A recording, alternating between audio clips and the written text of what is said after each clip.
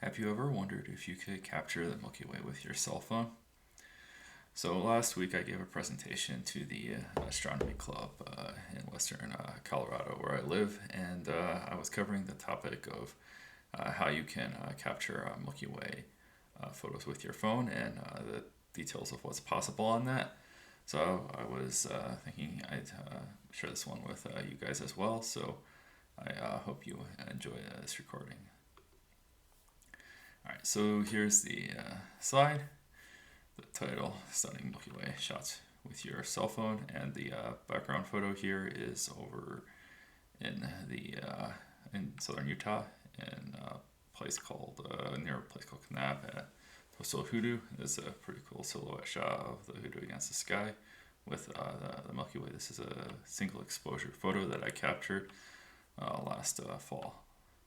So we'll look through the slides here, and I'll tell you exactly how you can capture photos like this one for both your iPhone or your Android, as well as I'll give you some recommendations about shooting in different conditions, and at the very end I'll talk about what I think you should not try to capture with your cell phone and what I would recommend that you actually try to capture with your cell phone as well. So we'll talk about the rough plan for this presentation. We'll talk about some key aspects of astrophotography, like finding dark skies, and then how to track the weather so you can actually see the Milky Way when you go out, and then where the Milky Way will be in the sky. Probably focus on the northern hemisphere because that's where I live, and probably most of you as well. And then the iPhone, Android setups for capturing the Milky Way, and then, like I said, we'll talk about what's possible and how to shoot in different conditions. So, very quickly, if you don't know who I am, I'm Sam Groth, and I run Growth Galleries Astro, a astrophotography workshop company, and I was born in Alaska, lived in New Jersey, Illinois, and now in western Colorado. I have a degree in computer science from the University of Illinois, and I was a software engineer for 11 years across multiple top like technology companies. I now lead photography workshops, and I have a remote telescope down in Texas, so some of my other videos cover topics like that, so you can subscribe if you're looking for that type of content as well. All right, so you may be wondering how I would prepare for such a presentation where I'm going to be talking about what's possible with a cell phone. So you can see me here. This is not a cell phone photo of me standing with my cell phone while it's capturing an image here that I was testing to see what was possible with different phones. So this presentation will contain photos from three different cell phones that I own and have used over the last 6+ years. So basically, I went into many different locations, and when I was capturing images, I usually try to capture images with my cell phone, and then I could see what the results look like. And sometimes I compared it with other images. Other times, a lot of times, I just took images to see what was possible. So if you are saying, well, my cell phone is really old and it's not a great phone, and I definitely can't capture the Milky Way, I definitely just want to say that you should be able to with any cell phone, smartphone that's been made in the last, I don't know, probably at least 6 years or so. You should be able to get a pretty reasonable image. If you want to add some editing to your workflow, you can get better than this. But like this is just a straight JPEG image taken with the Pro Mode in a 6+ year old camera. So yeah, you should not be limiting your attempts to capture the Milky Way based on what you think your cell phone is capable of. Your cell phone is probably capable of more than you expect. So we're going to talk about how to find a dark sky so you can actually see and photograph the Milky Way. So if you look at this map here, I have highlighted the Grand Junction area because that's where I was when I was creating this presentation, and that's where I gave the presentation. So it makes a lot of sense for this area to be in focus, and maybe we'll just talk about how to read this map, and then we'll talk about where it might be a good idea to actually take images. So if you look at the pinpoint where the conjunction is in the middle there, you can see that there's a reddish color. So that means that there's a lot of light pollution. It's really bright.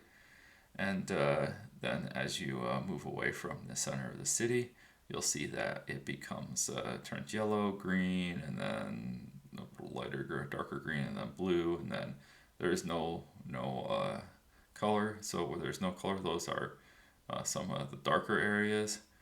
And as you get closer to the cities, right, you'll notice that there is more and more light pollution. So we'll discuss about where to look in the sky, but just briefly here, the general idea is in when the Milky Way is rising, it will be in the east, and when it's setting, it will be in the west.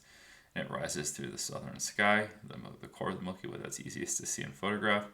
So you'll want to have dark skies in the direction that you're capturing from. So obviously you would not want to shoot in the middle of Grand Junction. You would not be able to see or capture the Milky Way from there.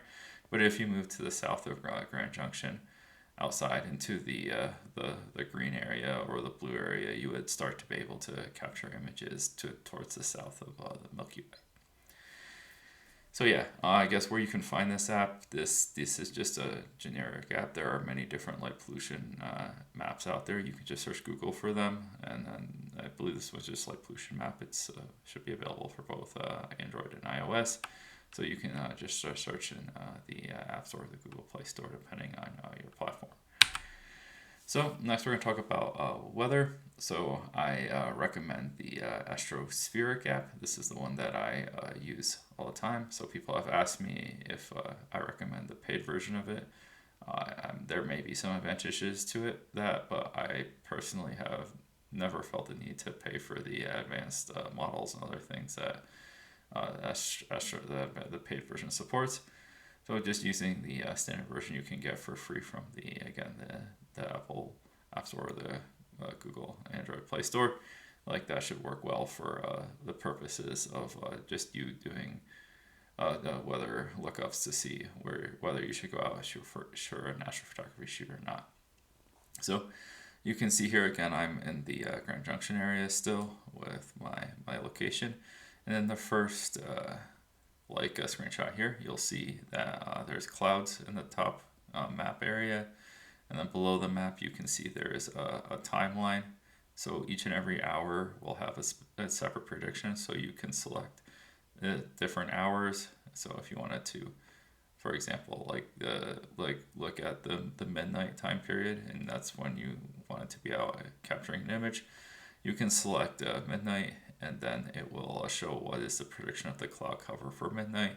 And you can see that along with the midnight time period, you can see other information like the temperature, the dew point, you can see the wind direction, you can see where the moon is rising and setting, and you can see just the clarity of the sky, the cloud cover, transparency, and seeing are the three different aspects of the visibility that you can look for here. Basically, you really want there to be like the dark blue at the very top in the cloud cover. That's the most important one. And then the other, the seeing and the transparency should also be blue, but they're in general a little bit less important than the overall cloud cover. So if you look at the second screenshot, you'll see that I've changed the map by selecting instead of the cloud cover icon, the fire emoji icon, and that changes it to the smoke map. So you may not have thought about it before, but the smoke cover in the sky greatly affects the visibility of the stars. So in this particular time, it looks like very far to the northeast, there is a really bad smoke cloud, and if you had that kind of cloud cover where you were trying to capture your images, you would have difficulty seeing anything at all probably. Like you might not even be able to see stars with that type of cloud cover. So again, that's another consideration you probably want to make, especially like recently we've had a lot of fires up in Canada that happened. The smoke has blown down over the U.S. And so it's definitely a consideration you want to make when you're trying to plan to go out. So definitely check the smoke map. The third screenshot here, is the moon phases. So you can see the current moon phase, and you can see when the different phases are for the next month or so, or 4 weeks. So it can be really useful for you for planning your imaging times. So like you want to make sure that the moon phase is near new moon, and you also want the moon to be not in the sky if possible. But you may be able to capture the Milky Way even up to probably a quarter moon if the moon is not near the Milky Way. So if you look at the last screenshot, that one covers the visibility of the moon. So in the darkness of the night, so you can see on the particular night here that it's pretty dark, and from let's see, it looks like from like 10:30 till about 4 a.m. 10:30 p.m. to about 4 a.m. It's just dark, and then the colors there that you can see that are not dark or bright. Those are the sunset and sunrise times. And so you want to make sure that you're trying to capture the Milky Way when it's actually dark out and when the moon is not in the sky. And so you can track different objects in this app too. They're tracking Jupiter, the moon, and like Andromeda here it looks like. So you can see when the moon sets. So on this particular night, it looks like the moon sets around where it's located around 10 or around 11 actually. It looks like a little after 11. So that means I wouldn't want to capture the Milky Way before 11 p.m. So that's another consideration you make. Once you know that the weather is good, there's no smoke, and that the moon phase is good, then you can make plans to go out and stargaze and see the Milky Way and capture images. So you want to know where the Milky Way is. So I briefly mentioned that the Milky Way will be visible in the southeast as it rises through the southern view, and then all the way to the west as it sets, depending on the time of the night and the time of year you're going to look. So I picked a time here, and I showed all the four directions: north, south, east, and west. Not in that order, but starting with the south here, you can see in the southeast the Scorpius constellation is right along with the Milky Way at the specific time that I selected. And so you can adjust the date and time here to whatever time in the past or the present or future that you're looking for, and you can see exactly the position of the Milky Way or different constellations in the sky. In the second screenshot, we have the east-facing view. The east-facing view is at the specific time I selected. The Milky Way is still rising, so you can see not much of the core of the Milky Way, but you can still see the more of the Cygnus region of the Milky Way just rising on the eastern-facing view. The north, you've got just the northeast at May when I was doing this. You got Cassiopeia rising. And then in the west, you've got the Leo and the Mars setting at the time that I was capturing these screenshots. So you can also look at the very bottom of the screenshots. There's a slider there, right, which allows you to adjust the time on the night. And you can see when it's dark, it'll be brighter when the moon is in the sky, and as the moon becomes a full moon, it will show up very brightly at night. And you can see during that day when the sun is out, the bright areas, and then the dark areas are the times when you want to be shooting the Milky Way. Oh yeah, so the planetarium map I should mention, like there's a whole bunch of these. The one I use is called a Stellarium.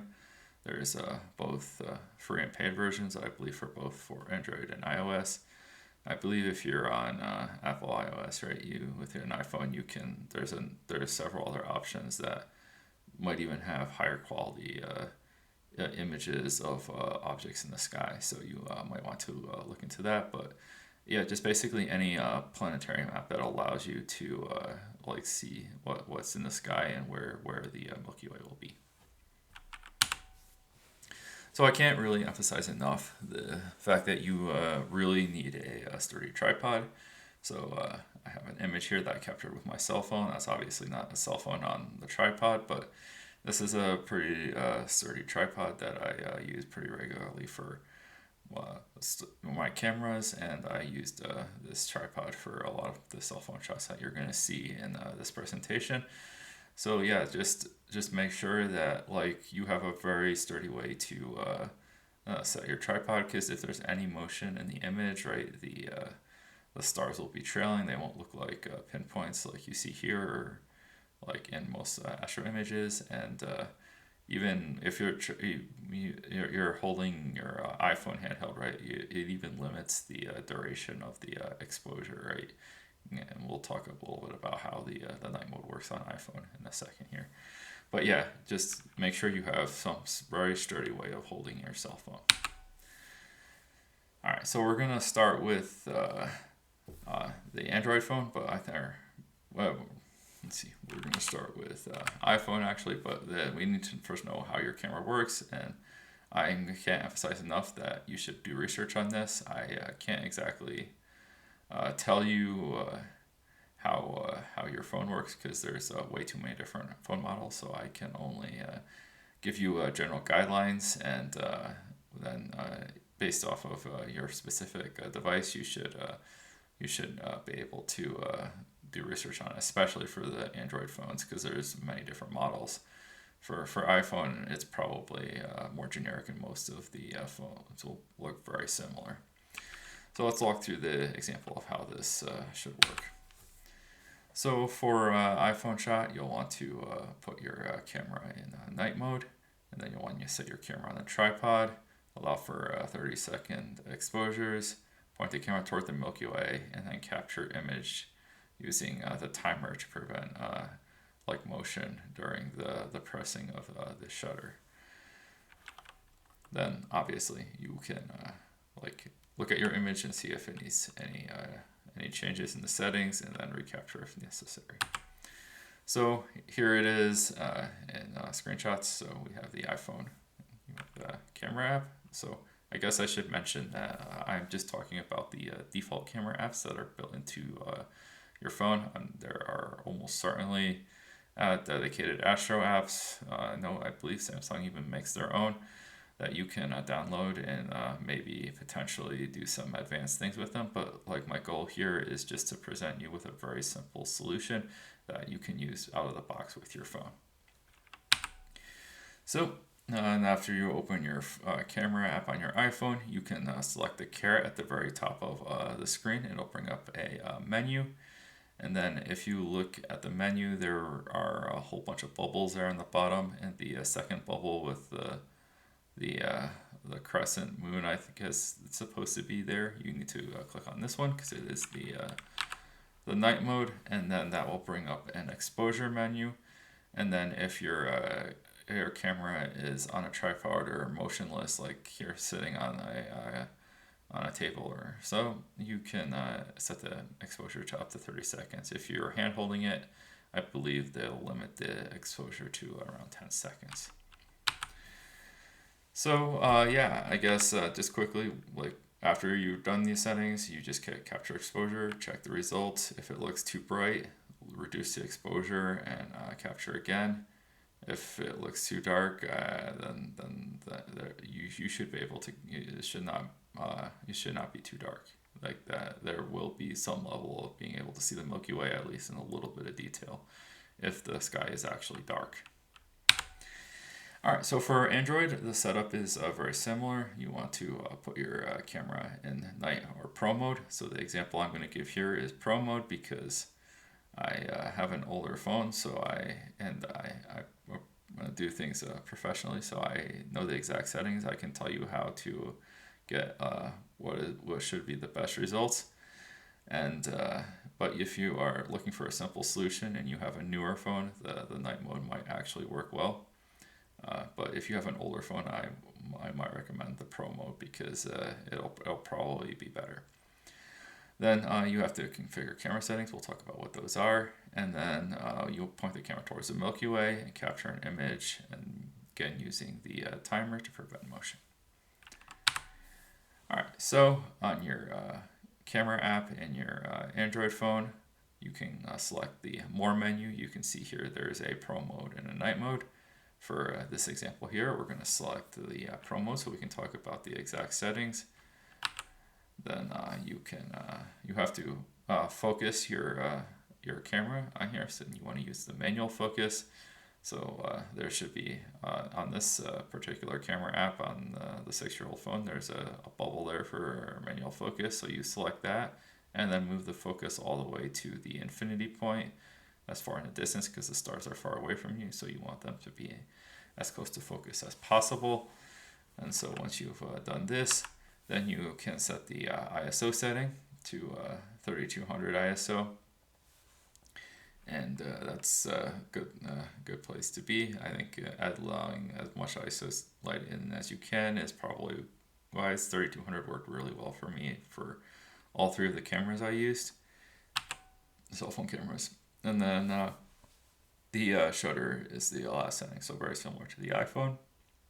You'll set the setting to 30 seconds, and now you're ready to capture an exposure. So the process is similar. You would capture the exposure. If it looks too bright, you would reduce the exposure time until you're satisfied with the brightness of the image.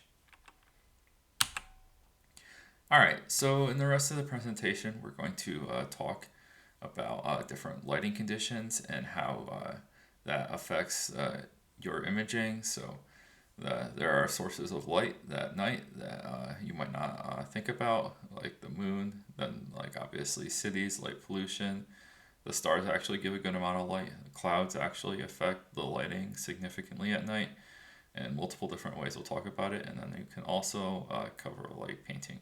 So I'm not going to talk a lot about light painting because I'm not a huge fan of it, but if you do your research and you find out it's legal where you're trying to capture images, then feel free to experiment with light painting. Like maybe take a flashlight and shine it on your foreground for like a quarter of a second of the 30-second exposure, and then you might be able to, if you play with it enough, get a good setting where you get some nice well-lit foreground to go along with the star detail in the sky. But the others we will talk about through some image examples. All right, so we're first going to go through the phone comparison. So this, in these examples here, this is a completely dark scene on one of the darkest locations that I'm aware of. And the sky was very clear that night, as you can see from this photo. And we're going to talk about different ways of capturing and processing images and what are the advantages of them. And we'll compare 3 different cell phone images to see what the difference in detail is. So this is the one we had at the beginning of the presentation, where you have old 6-year-old camera phone, and there was no editing done to this. This is just JPEG straight out of the camera. And you can see there's a good amount of detail in the Milky Way. There's not really any saturation or color in this image, which we'll see we can actually do better than this. But just setting your camera on a tripod or cell phone on a tripod, take an image. This looks pretty good. And this is the same image, exactly the same image, except in the RAW format instead of auto processed to JPEG. You can see there's a little bit more color. The car is red, so you can see that, clearly make that out here. And there's a little bit more color in the sky. The sky is almost always having some level of color in it, so it's more realistic than the just JPEG image. But yeah, once we process this, it will look even better. So you can see that I was able to add more light to the image. You can make out basically the whole frame of the car, and the detail of the sky is really good. So for a 6-year-old phone with just a little bit of editing, you can actually produce a good amount of detail and see the color and contrast in the foreground in a pretty impressive way for a completely dark scene. So moving forward about 2 years or so, the 2021 model of the Sony Xperia 5 III, you can see that the detail of this image is just significantly better than the 2019 model. Their car has a lot more detail in it, and as well as the sky, and just overall this is a significantly a better result. So then we move to the my latest phone, the Sony Xperia 5, the 2023 model. And you can see I'm not even using the latest phone, and I'm able to capture even more detail in this image. The colors and detail in the car in the foreground are significantly better than either of the other cell phones, as well as the detail in the Milky Way. It may not be immediately obvious from the presentation, but if you were to zoom in the details in the structure of the Milky Way core area, you can see a lot more. All right, so we're going to talk about how the lighting affects the image. Those images we just went through were all completely dark scene with no lighting coming from anywhere, really, except for mostly the stars. And in this image here, that's not the case actually. There is a good amount of light pollution coming from behind my camera, and you can see that on the fence as well as on the rock wall. But even with the amount of light pollution here, you are still able to see like a great amount of detail in the Milky Way in the sky above. And yeah, you can just see how the light pollution is affecting the visibility and the detail. So, and in my opinion, this image is improved by the light pollution because you're able to actually make out details in the foreground that would otherwise not be visible. Here's another example. So this is more focus on just the sky and a little bit of the foreground, and so you can see that even with the backlit light pollution, you're still able to see tremendous detail in the sky. I guess if you look to the left side of the image, you can see that there is like probably smoke or high clouds or something, so it's not quite as clear as the images from the other night, but like this is a pretty stunning image for just a single exposure that I spent a little bit of time editing in Lightroom on my phone. So I should mention that you can download the Adobe Lightroom app from the App Store on both Android or iOS for free, and then you can do some simple edits. I have other videos on my channel that cover the exact process of how you would do that, so you can look for those. All right, here's a different example. So this is shooting towards the light pollution and away from the core of the Milky Way. And so you can barely, if you look really closely, make out the details of the arm of the Milky Way that's arching overhead here. But you can kind of see it, and if you look off to the right-hand side of the image, maybe a little bit more than halfway down, you can see a brighter dot. That's the Andromeda Galaxy. So in a few images, we'll look at an example where you can actually see good detail in the Andromeda Galaxy and the Milky Way in the north. But this is an example of what happens when you have light pollution, and I believe there's probably a lot of dust because it was super windy on this night, and it's a really dry climate in the direction where I'm shooting. So the dust, when it gets windy, there's a lot of blowing dust in the air, and it really affects the visibility of the sky. So between that and there's probably a little bit of air glow even too is possible in this image, but it's hard to tell because of the light pollution. But yeah, there's a lot of negative things going on, but you can still see some of the stars and sort of make out the Milky Way here. So yeah, here's another example. So again, this is light pollution. So the light pollution is coming again from behind and off to the left-hand side a little bit. And you can see how the light pollution is shining off of the clouds at a very bright rate. And so there's that causes the foreground to be much more well lit, but it really degrades the detail in the sky. So the Milky Way is kind of in the center there. If you can't really see the detail in this image, and like it's significantly reduced from the detail that we were able to see in all the other images. So I would say this example of the light pollution here, right, is really hurting the image. It's not good. So it seems like if there's a cloud with a light pollution, and that doesn't seem like a good combination. So here's another example of clouds, except in this case there is no light pollution. So what happens when you end up a scenario like this is everything is just dark. Like you can't really see all the stars. The foreground doesn't have very much light in it. You can kind of make out there's actually a river flowing through the foreground of this image. You can kind of see a reflection of some of the trees in it, but you can't really make out hardly any details at all in the foreground. And that's just because there's no light. There's no light pollution. There's no light coming that I'm trying to send into the foreground, and starlight is blocked, and the clouds are really just causing this to be a dark image. So here's another example where I'm capturing with the moon out actually. So the moon is shining from behind me, and you can see here I'm capturing the comet, the Tucson Atlas comet from last year. I think it was September through like November-ish when you could see and capture it. And so basically the comet is still very visible, and then my cell phone was very easily able to capture like a good amount of detail of the comet as well as a well-lit foreground here in like a single exposure. So you can see that the comet is bright enough to show up in the sky, but a lot of the other stars are not. So there's hardly any other star detail because the moon was very bright on this particular night. So here's another example. So this is also having a city foreground with light pollution in it, and then there's the Milky Way.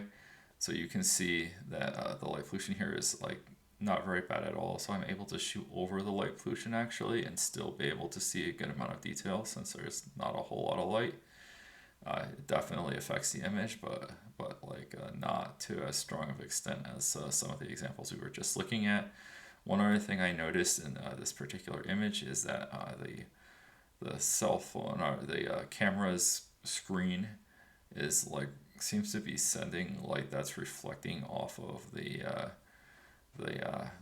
lens in the cell phone camera, and giving a weird like three-pronged like halo type of thing over the top of the camera in this image. And so like again, like the lighting and optics can do weird things with the cell phone, since the lens is really tiny, and it just really affected by like different things that a normal camera lens might not be affected by. So like just be aware that like you might see some weird artifacts like this, and that's probably just because the lens is your camera and your cell phone is so tiny that it just responds poorly to different situations. So you might be wondering if you could capture anything during the winter, and here's an image I captured last probably January or February.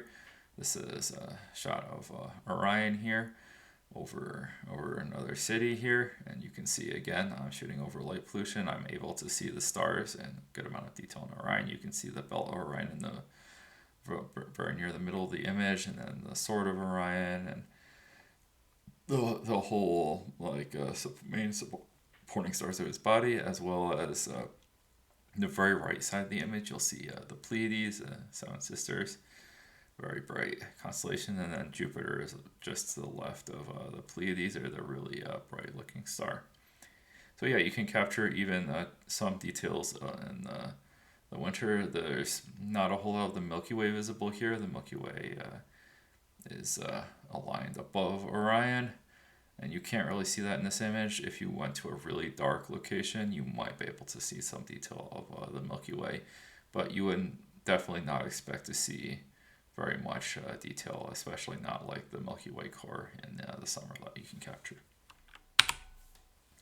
So then I was like, what are the most advanced things that I can try with my cell phone and see what kind of results are possible? So I was like, I capture many panoramas, I capture many photos that I stack, and so I was like, I'll try those. So wrong direction. Here's a panorama that I captured. So this is probably 3 or 4 image panorama. And you can see very clearly that this panorama is stitched together very well, and you can see a good amount of detail across both the Milky Way and the whole sky and also the foreground. This is just like one row of a panorama. There's not a separate sky, separate foreground. All just there are 3 or 4 images across, and then I used I think this image merged in Adobe Lightroom. I didn't even use any advanced software for merging this panorama, and then I just did a simple edit on it. So I think this was a pretty good result for my cell phone. And then I attempted to capture across the sky of the Milky Way. You can see the frames I captured did not cover all of the areas, so you're only seeing part of the sky. But I think for the purposes of this, you can see enough of the Milky Way arching across the sky that it's interesting, and you can see what's possible. This is probably 4 images, I would say, this panorama. And yeah, like if I went out and tried a little bit harder, captured all the detail, I could capture a full, just horizon to horizon, a Milky Way arch when it's arching overhead or across the horizon. So yeah, it does seem that it's possible that you can capture, if the skies are really, really dark in all directions, good detail in the whole Milky Way arching across the sky. So we come to some stack shots here. So this is the north-facing Milky Way, except for not like the other example we looked at. This one is facing the north towards a dark sky. There's no light pollution, and it's very clear that the detail in the Milky Way is there. So this particular image has more detail and better looking stars because I went through a full stacking process with this of 10 to 12 images. And then I used the super advanced processing software that I would not expect you to use when you're capturing your images, but I wanted to see what was possible. So this looks really fantastic actually. If you look on the right hand side, coming closer to the edge of the horizon, you'll see the Andromeda Galaxy there as well. And you can actually see a good amount of detail of that here, rather than like what we saw where you could barely see. It was just a really bright star in the other image. And this foreground, I believe, is just a 30-second exposure that I added here. So you've got city lights from the background here, so the foreground has light from that. So it's really easy to see, bring out and see the detail here in the foreground.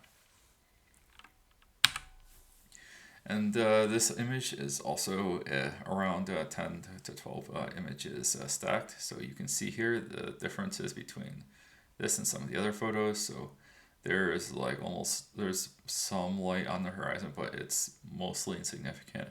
So the problem we have in this image is that the foreground is just really, really dark. And so like looking down into the canyon to bring out this level of detail, I took all of the images I captured and aligned them in Photoshop and blended just the foreground together without the sky in order to even be able to see this level of detail in the canyon. In the sky, I followed all the advanced processes and merged the 10 to 12 images together, and then went through my full advanced editing process, and you can see like a really crazy amount of detail here, and it looks really, really clean and not super noisy. So yeah, I was actually pretty impressed with this particular result. So do you need anything else other than your cell phone and tripod and dark, clear skies? I think the images kind of speak for themselves, that if you're in those type of conditions, you can definitely capture some pretty stunning looking images of the Milky Way. And you might be wondering if I'm going to replace my cameras with a cell phone, and I think the answer is pretty obvious if we look at some example photos here.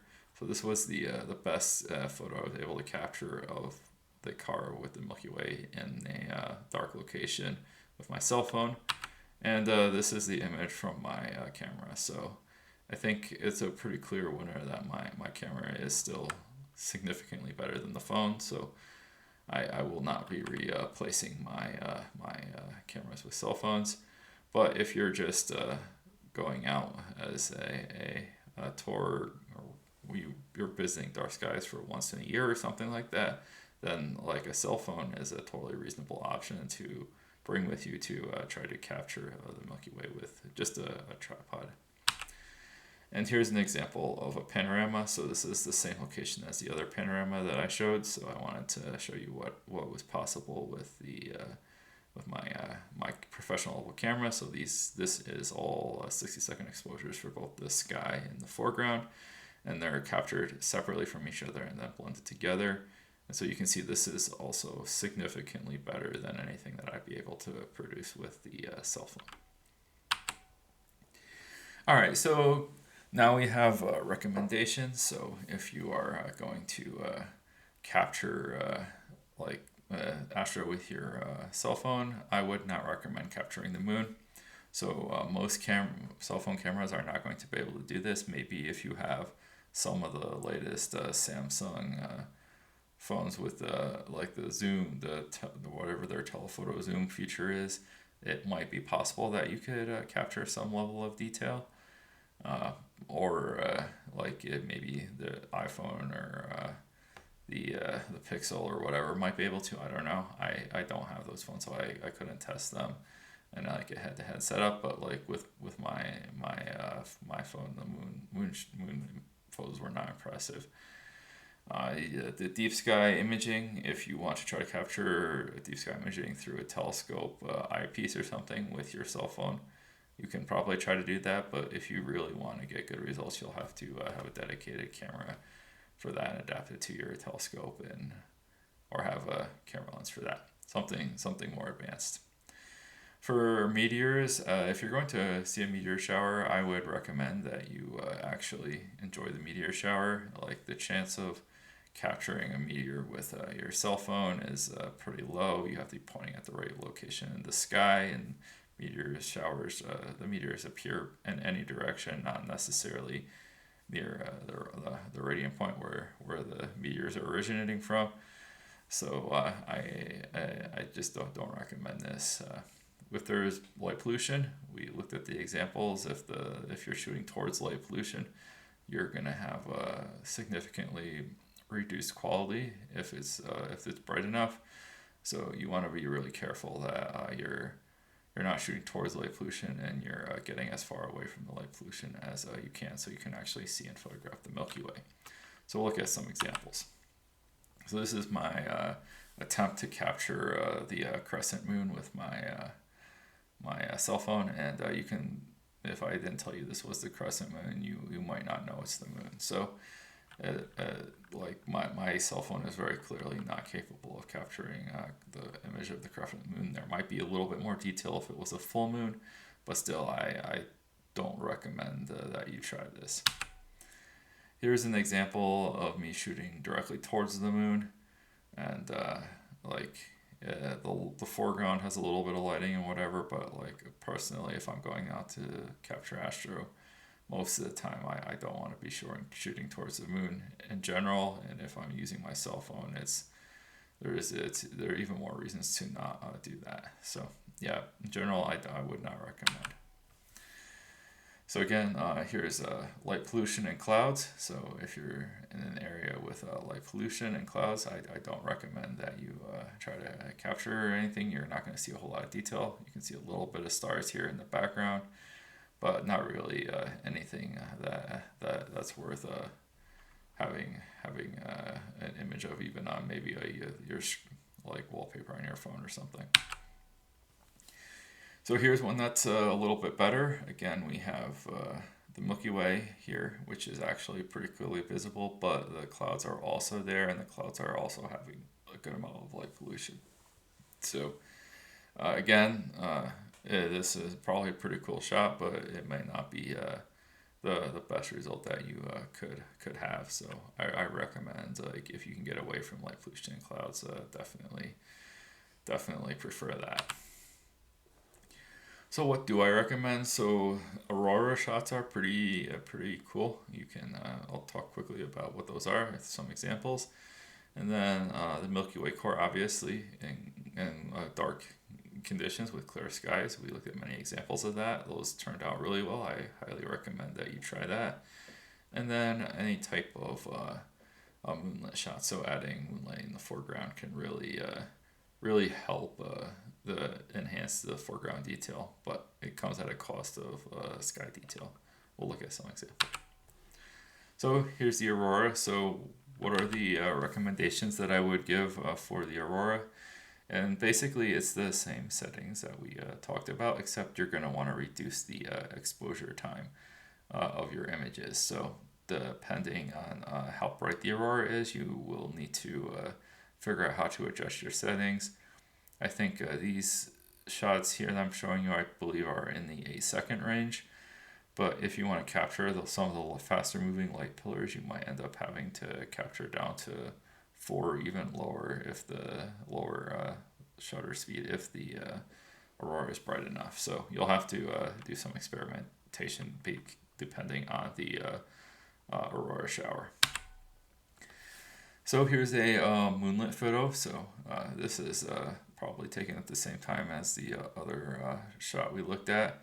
You can see the moon has risen here, and it's like really shining, casting a shadow. So I took advantage of that and posed in the image with the shadow of me and the camera that's shooting the comet. So that's a really cool thing. You can try stuff like this, or you can just make sure that you're bringing out the detail in your foregrounds with the light from the moon. Again, this is another moonlit shot. So again, the comet, but in a different location. And you can see here that the detail in the car, the color, everything is just really brought out by the moonlight. You can see I was even shooting this one handheld. So I probably was like a 2-second exposure or something like that. So it was a really short exposure to bring out just all of this detail with the moonlight, as well as being able to see the comet in the sky. And here's the last image. This is a moonlit image of the Black Canyon area, one of my favorite views. You can go to my Instagram. You can see this particular location probably at least 4, 5, 6 different images maybe by now in different conditions, with the aurora, with the Milky Way, with Orion. Yeah, it's just really one of my favorite views. And so I was out there and I was able to have the backlit moon behind me, and then you can see some detail of the Milky Way in the sky. So obviously when you're shooting with moonlight, you have the cost of the strong sky detail. But like, I think this is a pretty cool image with a little bit of moonlight in the canyon and the Milky Way in the sky. So thanks for joining today. If you're interested in finding more information about me, you can go to my website, Growth Galleries. It's growth without a W, growthgalleries.com.